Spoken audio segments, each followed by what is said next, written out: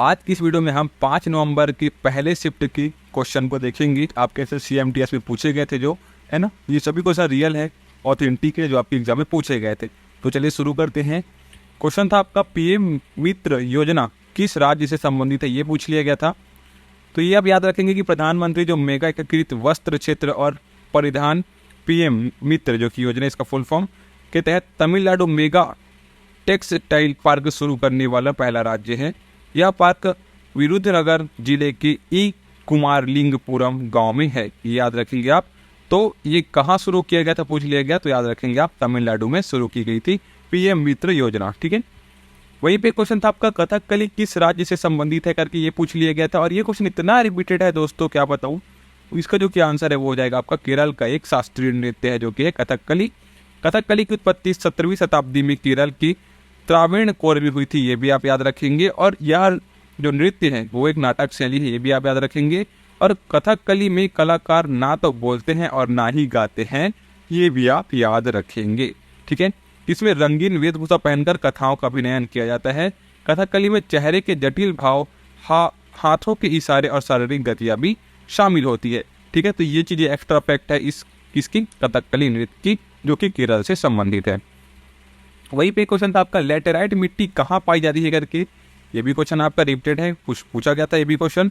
तो याद रखेंगे कि यहाँ बहुत जगह पाई जाती है, जैसे कि तमिलनाडु के पहाड़ी इलाकों और निचले क्षेत्रों में, कर्नाटक के कुर्ग जिले में पाई जाती है, केरल के चौड़े समुद्री तट पर पाई जाती है ना, महाराष्ट्र के रत्नागिरी जिले में भी पाई जाती है, और पश्चिम बंगाल के बेसाइड और ग्रेनाइट पहाड़ियों के बीच भी पाई जाती है। वहीं उड़ीसा के पठार के ऊपरी भागों में भी पाई जाती है, और असम और उड़ीसा के पहाड़ी इलाकों में भी पाई जाती है। वहीं मेघालय के पहाड़ी इलाकों में पाई जाती है। और लेटराइट मिट्टी जो कि है ना, उष्ण कटिबंधनीय और उपोष्णीय कटिबंधनीय क्षेत्रों में पाई जाती है। यह मिट्टी गर्म और आर्द्र जलवायु में बहुत ज़्यादा बारिश होने की वजह से बनती है, ये भी आप याद रखेंगे। तो इतने सारे जो क्षेत्र हैं वहाँ पाई जाती है। तो अगर आपके ऑप्शन में इनमें से कोई भी अगर आपका ऑप्शन में रहेगा तो वो आपका आंसर बिल्कुल सही हो जाएगा। वहीं पे क्वेश्चन था आपका, ऑटोबायोग्राफी जस्टिस फॉर द जज किसकी आत्मकथा, ये पूछ लिया गया था। तो ये आप याद रखेंगे कि भारत के पूर्व मुख्य न्यायाधीश और राज्यसभा सदस्य कौन, रंजन गोगोई की आत्मकथा है। ये सेम क्वेश्चन आपके CMTS में पूछा हुआ क्वेश्चन है, ये भी आप याद रखेंगे। तो याद रखेंगे कि जस्टिस फॉर द जज जो कि है, ये बायोग्राफी की जो आत्मकथा है वो है आपकी रंजन गोगोई। ठीक है, यह किताब रूपा प्रकाशन ने प्रकाशित की थी, ये भी आप याद रखेंगे। और 8 दिसंबर 2021 को सामने आई थी, ये भी आप याद में रखेंगे। एक क्वेश्चन था आपका, केंद्रीय सतर्कता आयुक्त 2023 में कौन थे, ये पूछ लिया गया था। तो ये आप याद रखेंगे कि प्रवीण कुमार श्रीवास्तव जो कि है केंद्रीय सतर्कता आयुक्त 2023 में थे। ठीक है, वहीं पे क्वेश्चन था आपका, कथक में संगीत नाटक अकादमी 2023 में किसे मिला, ये पूछ लिया गया था। तो याद रखेंगे कि सुनैना, ठीक है, सुनैना हजारीलाल को संगीत नाटक अकादमी पुरस्कार से सम्मानित किया जा चुका है।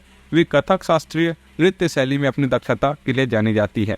कथक के जानकी प्रसाद घराने की अंतिम जीवित अभ्यासिनी माने जाने वाली सुनैना हजारीलाल को साल 2011 में पद्मश्री से भी सम्मानित किया गया है, ये भी आप एक्स्ट्रा फैक्ट के रूप में याद में रखेंगे। वहीं पे कुछ इसमें और जानने वाली बात क्या है कि साल 2022-23 के लिए संगीत नाटक अकादमी पुरस्कार से सम्मानित होने वाले कुछ अन्य कलाकार जो कि है, ये भी आप याद रख सकते हैं। भरत शर्मा जो कि है वो 2022 से 23 में संगीत नाटक अकादमी पुरस्कार से सम्मानित हुए थे, है ना। रचनात्मक और प्रयोगात्मक नृत्य शैली के योगदान के लिए दिया गया था कि इन्हें भरत शर्मा को। वहीं पे गोविंद चंद्र पाल जो कि है, इन्हों भी ओडिसी नृत्य है ना, गोटीपुआ, कथक, पाखंड और रंगमंच अभिनय में योगदान के लिए दिया गया था। यह वहीं पे आप मंजुला रामास्वामी जो कि है, ये भी भरतनाट्यम में योगदान के लिए इन्हें भी क्या मिला गया है, संगीत नाटक अकादमी पुरस्कार 2022 से 23 के बीच में। ठीक है, तो याद रखेंगे। एक क्वेश्चन था आपका, बहुआयामी गरीबी सूचकांक में सबसे गरीब राज्य कौन है, ये पूछ लिया गया था। तो इसका जो कि आंसर है वो होगा आपका बिहार। ठीक है, वही इसमें साल 2023 की बहुआयामी गरीबी सूचकांक के मुताबिक बिहार में 26.59% आबादी गरीबी रेखा के नीचे है। नीति आयोग की पहली बहुआयामी गरीबी सूचकांक रिपोर्ट के मुताबिक बिहार में गरीबी की दर सबसे ज़्यादा यानी 51.91% है। तो इतना आप याद रखेंगे। वहीं भी बिहार के बाद झारखंड और उत्तर प्रदेश भारत के सबसे गरीब राज्यों में से आता है। तो ये भी आप याद में रखेंगे, ठीक है। एक क्वेश्चन था आपका यहाँ पास, आत्माराम पांडुरंग ने किस सभा की स्थापना की, ये पूछ लिया गया था। तो ये आप याद रखेंगे कि प्रार्थना सभा की स्थापना की थी आत्माराम पांडुरंग ने।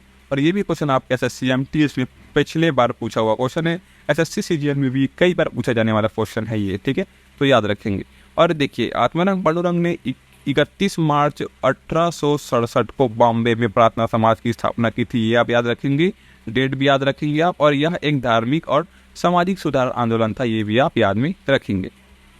वही भी क्वेश्चन था आपका, संगम युग के कवियों की भाषा क्या थी, ये पूछ लिया गया था।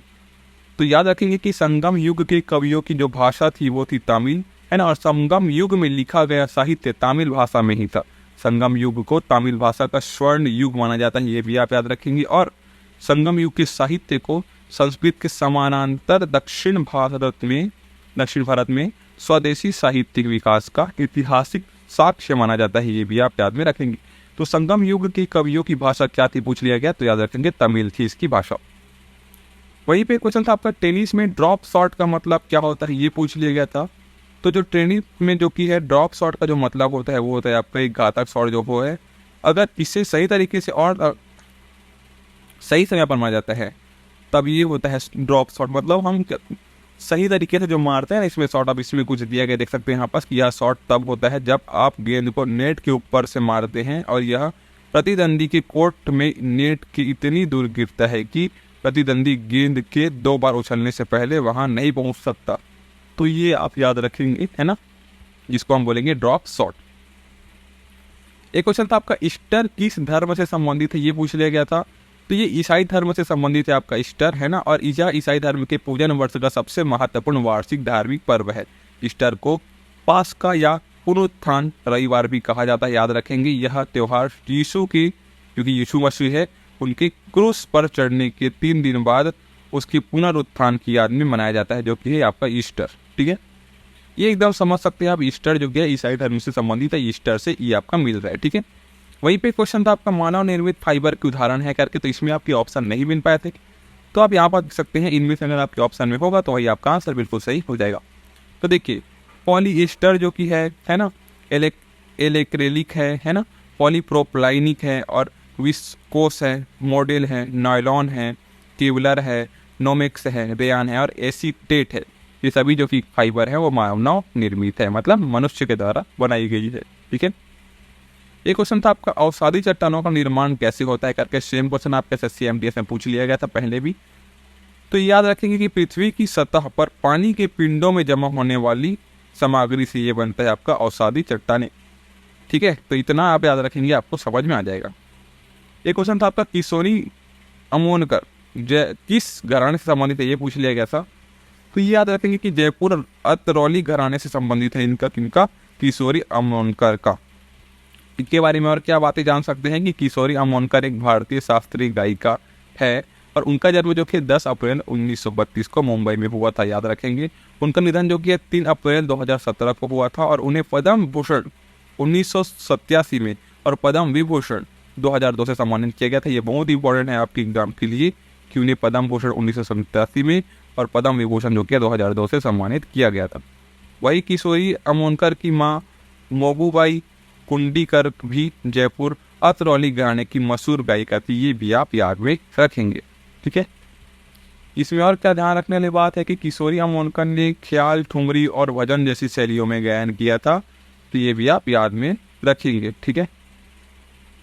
एक क्वेश्चन था आपका, रोशन मिस्त्री ने किस एशियाई गेम्स में रजत पदक जीता था, ये पूछ लिया गया था आप एग्जाम में। तो ये आप याद रखेंगे कि 1951 के एशियाई खेलों में 100 मीटर स्प्रिंट में रजत पदक जीतकर रोशन मिस्त्री एशियाई खेलों में पदक जीतने वाले पहले भारतीय महिला बने थे, ठीक है। कब? 1951 में 100 मीटर स्प्रिंट में, है ना। और भारत ने एशियाई खेलों में अब तक 672 पदक जीते हैं, ये भी आप याद रखें क्योंकि ये क्वेश्चन आपके एग्जाम में पूछ लिया गया था। और जिनमें 155 स्वर्ण पदक है, 201 रजत है और 316 जो कि है कांस्य भी शामिल है। तो ये आप याद रखेंगे।